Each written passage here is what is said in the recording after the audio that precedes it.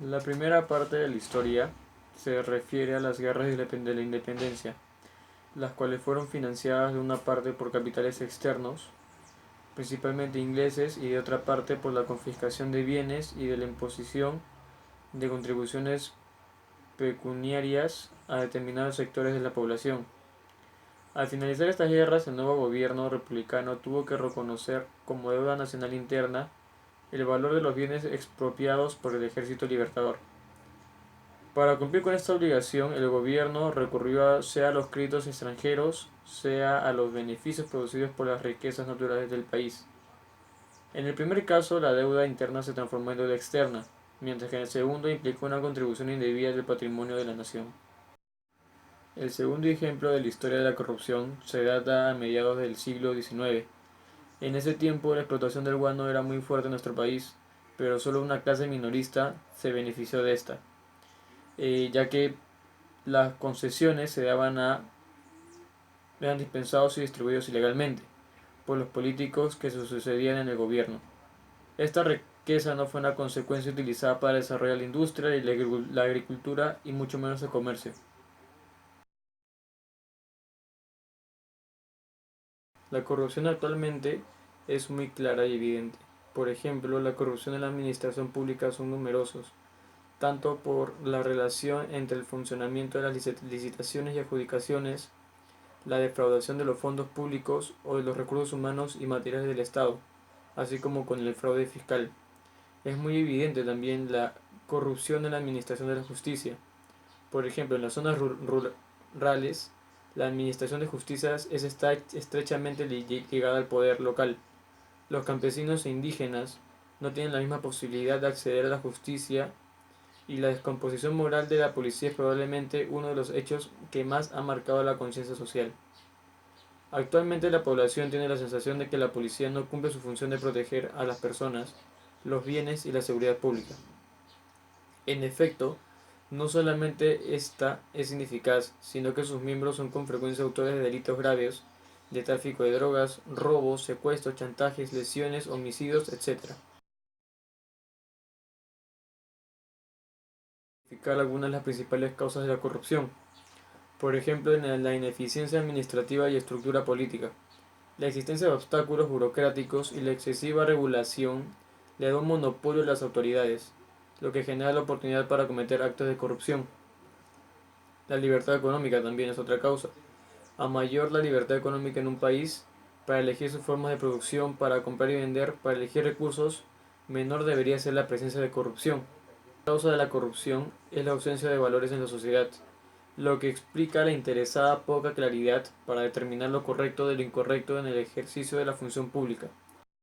Otra causa importante de la corrupción es la coyuntura de una sociedad subdesarrollada que encara un periodo de crecimiento y de modernización. Esta es la coyuntura que atraviesa actualmente nuestro país, por lo que debe mantenerse mucha atención y no relajar los sistemas de control sobre el gasto público. Unas consecuencias que podría desarrollarse a raíz de la corrupción son en el ámbito político. Efectivamente, la corrupción influye en la inestabilidad política de los estados. Otra consecuencia es cuando el soborno se convierte en práctica y corriente. Los contratos gubernamentales, las concesiones, las licitaciones, las privatizaciones no son adjudicadas a los postores más eficientes y profesionales, sino a los que tienen mejores contactos y carecen de escrúpulos. Ello evidentemente perjudica los intereses del Estado y por ende los intereses de toda la ciudadanía. Ahora, otra consecuencia muy grave por la corrupción es la falta o la pérdida de confianza que hay entre los ciudadanos. Y no solo entre los ciudadanos, sino dentro de las instituciones importantes de nuestro país, lo que conlleva crisis internas y o externas.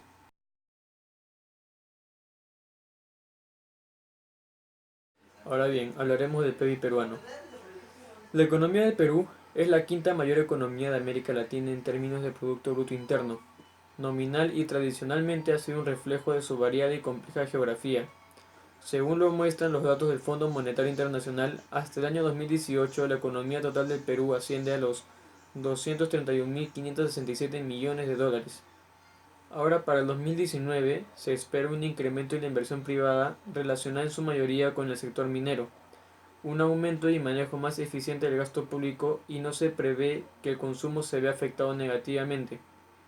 El problema podría venir por el lado de las exportaciones, ya que debido a la guerra comercial entre Estados Unidos y China, se estima que el ritmo de crecimiento del PBI de esta última ralentice.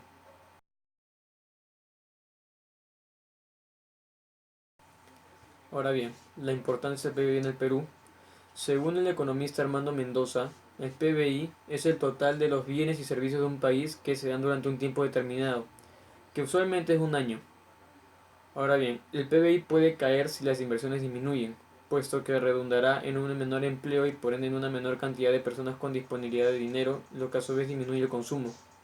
Así, el menor crecimiento de la economía también puede desincentivar las inversiones por las expectativas de un menor consumo, a la vez que las personas podrían ser más cautas para gastar, convirtiéndose este impacto negativo en un círculo vicioso.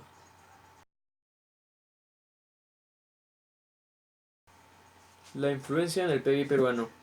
Siendo las exportaciones el principal factor para que el Perú logre alcanzar el crecimiento que todos esperamos, así como el volumen de exportaciones tradicionales como no tradicionales, el turismo es una fuente importante de divisas, la cual se deberá fomentar el incremento del número de visitantes.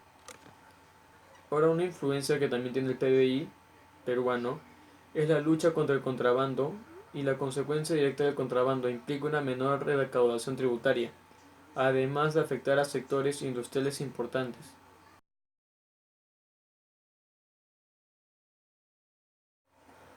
Ahora bien, la influencia de la corrupción dentro del PBI peruano. La corrupción es uno de los principales males que puede afectar a las distintas economías alrededor del mundo. Pero en el Perú el tema recibió una significativa atención recientemente debido a los diversos escándalos nacionales e internacionales que han venido sucediendo, como el caso Odebrecht, donde la empresa brasileña ofreció sobornos a altos funcionarios de gobiernos de varios países de América Latina, incluido el Perú, a cambio de ganar ciertas licitaciones. De acuerdo a los datos de Transparencia Internacional, Perú ha alcanzado un puntaje de 37 sobre 100 en el índice de percepción de la corrupción y un puesto de 96 en un ranking con 180 países, superando a países como Bolivia y Ecuador, pero ubicándose por debajo de países como Uruguay, Chile, Argentina. Según la Defensoría del Pueblo, anualmente se pierden 12.600 millones de soles por actos de corrupción en el Perú, lo que representa aproximadamente el 10% del presupuesto anual.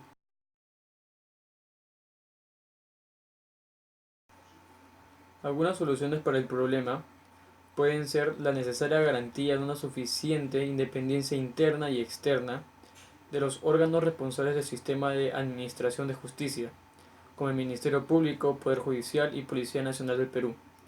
Efectivamente, el Ministerio Público como titular único de la acción penal, así como el Poder Judicial, órgano de decisión de los conflictos, son órganos del sistema de justicia que deben superar su histórica pasividad e ineficacia frente a los abusos de poder. Otras soluciones son incentivar la competencia de la economía y la asignación del manejo de recursos estatales a sectores privados. Transparencia progresiva y control permanente en las negociaciones y transacciones realizadas por funcionarios.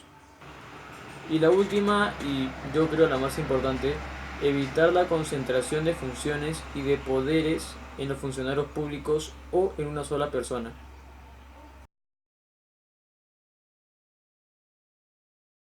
También se evidencia una conexión peligrosa entre la novedosa criminalidad organizada y la administración pública, así como lo mencioné en casos de policías o jueces involucrados en corrupción debido al dinero. Otra conclusión es que se esperaba que en ese trabajo la corrupción presente efectos negativos en el crecimiento económico en el Perú. A pesar de que algunos autores mencionen que la corrupción podía funcionar de manera de lubricante para agilizar ciertas trabas burocráticas y ya se había señalado que en economías donde se podían monopolizar las redes de corrupción, en efecto, sobre la economía podía ser positiva en el corto plazo. Sin embargo, no se puede afirmar que este sea el caso de Perú.